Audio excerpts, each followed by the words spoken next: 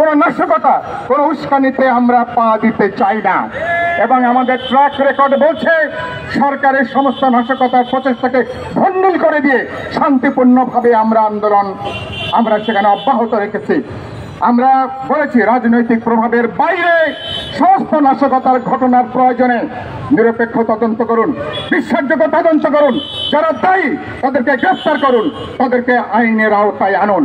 আমরা সেই লক্ষ্যে আমরা গণতন্ত্র মঞ্চ আন্দোলনটা করছি। আর ইতিমধ্যে শহীদুদ্দিন মাহমুদ স্বপন জেএসডির সাধারণ সম্পাদক তিনি কথাটা বললেন। আমি আরেকবার কথার উচ্চারণ করতে চাই। সরকারি দলের বড় নেতা, প্রেসিডিয়ামের সদস্য, কৃষিমন্ত্রী, তিনি অবশেষে ফোনের বিড়াল তিনি বের করে দিয়েছেন। তিনি হাতে হাঁড়ি ভেঙে দিয়েছেন। তিনি কি প্রকাশ করেছেন? তারা নাকি প্রস্তাব দিয়েছে বিএনপি নেতৃবৃন্দের কাছে, তারা যদি আওয়ামী লীগের ছকে সাজানো নির্বাচনে তারা যদি আসতে চায়, রাতারাতি 20,000 নেতা কর্মীকে তারা নাকি মুক্তি দিয়ে দেবে। এর অর্থটা কি?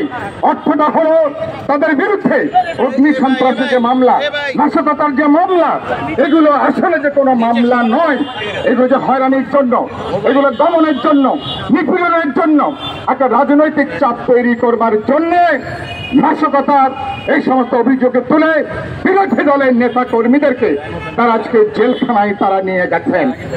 এই ঘটনা প্রমাণ করেছে সরকারের যতগুলো তারা মামলা দিচ্ছেন, যতগুলো ফরমাইশি রায়, সবগুলো সরকারের রাজনৈতিক ইচ্ছা পূরণ করবার জন্য নিম্ন আদালতকে দিয়ে তারা আজকে বিরোধী দলকে জেলে পুরে তারা আজকে তাদের ক্ষমতার মসনদকে তারা নিশ্চিত করতে চায়। সেখানে মানুষ গতকাল আমাকে একটা টেলিভিশনে রাত্রেবেলা বলল, মির্জা ফখরুল ইসলাম আলমগীর তার মুখে যে স্মিত হাসি দেখা গেল, মুচকি হাসি দেখা গেল, এটার অর্থটা কি?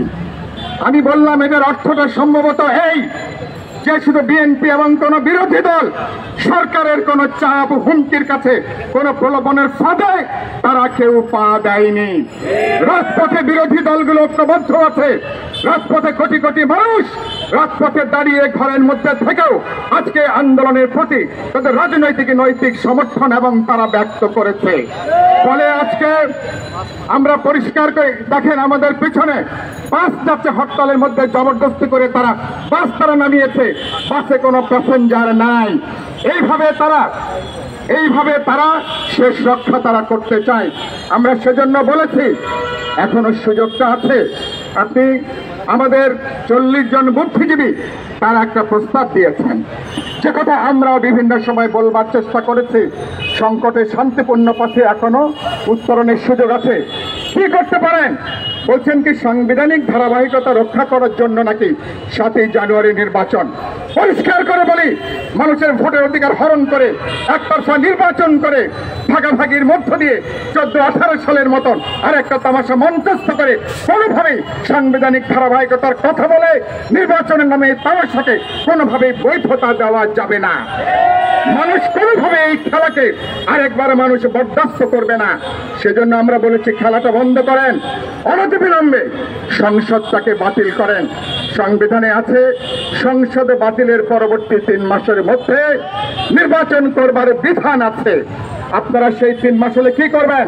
এটাকে বাতিল করে বিরোধী দলের সঙ্গে আলোচনা করেন, সুনির্দিষ্ট এজেন্ডা নিয়ে কখন কিভাবে পদত্যাগ করবেন, পদত্যাগের মধ্য দিয়ে আলাপ আলোচনা করে কিভাবে নির্বাচনকালীন নিরপেক্ষ অন্তর্বর্তীকালীন সরকার হতে পারে সে আলোচনা করে সমাধানের একটা পথ বের করার সুযোগ আছে।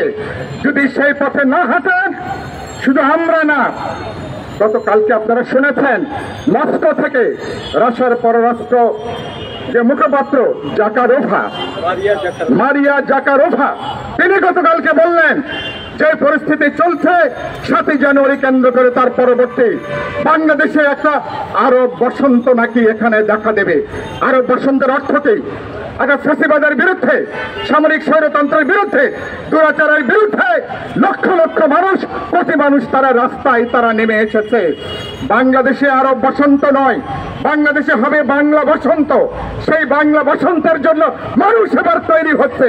মানুষের যে পুঞ্জীভূত ক্ষোভ, যে কোনো সময় এই ক্ষোভ লক্ষ লক্ষ মানুষ রাজপথে মানুষ নেমে এসে গণবিস্ফোরণ ঘটাবে এবং সেই আশঙ্কা